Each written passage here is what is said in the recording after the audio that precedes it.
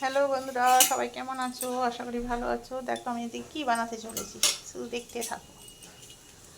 দেখো কড়াই তেল দিয়ে দিয়েছি। এবার আমি পেঁয়াজগুলো দিয়ে দেবো তেলের মধ্যে।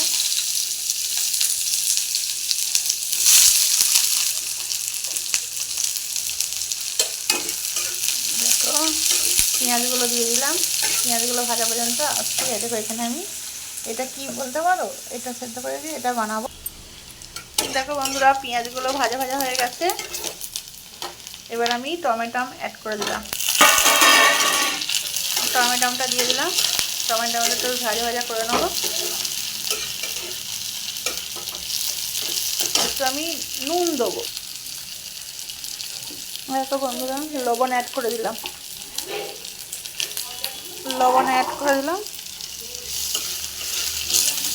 দেখেছো বন্ধুরা, লবণটা অ্যাড করলাম কেন? এই টমেটোটা তাড়াতাড়ি নরম হয়ে যাবে।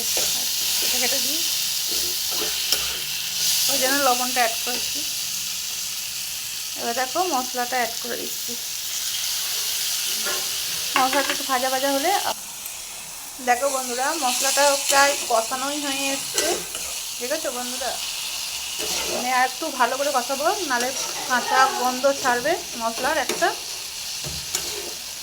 যেহেতু আমাদের একটা করে রেগুলার লং ভিডিও দিতে হয়, ওর জন্য।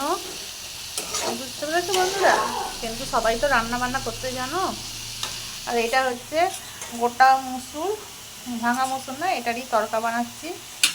দেখেছো বন্ধুরা, একটু ভালো করে কষিয়ে করতে হয়।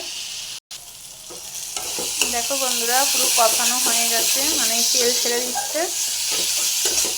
যতটা ভালো কষানো যায় ততটা ভালো টেস্টি হয়, এটাই হচ্ছে ব্যাপার।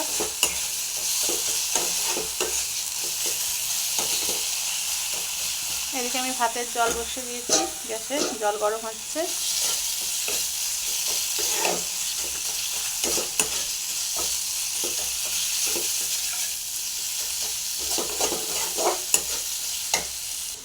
দেখো বন্ধুরা, এবার আমি এটা অ্যাড করে দেবো।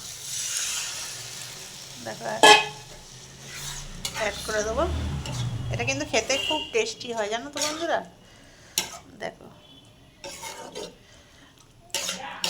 পুরো টেস্টি হয়, খুব সুন্দর লাগে খেতে। রুটি দিয়ে খেতে খুব ভালো লাগে। তুমি যা দিয়ে খাবে তা দিয়েই ভালো লাগে, সত্যি খুব ভালো হয়। একটু ইয়ে হয়ে যাক, তারপরে আবার। দেখো বন্ধুরা, কালারটা কত সুন্দর এসছে। দেখেছো বন্ধুরা, এই ছিল আমার আজকের রেসিপি। সবাই ভালো থেকো, সুস্থ থেকো। ভালো লাগলে লাইক কমেন্ট শেয়ার করে পাশে থাকবে বন্ধুরা। সবাইকে টাটা।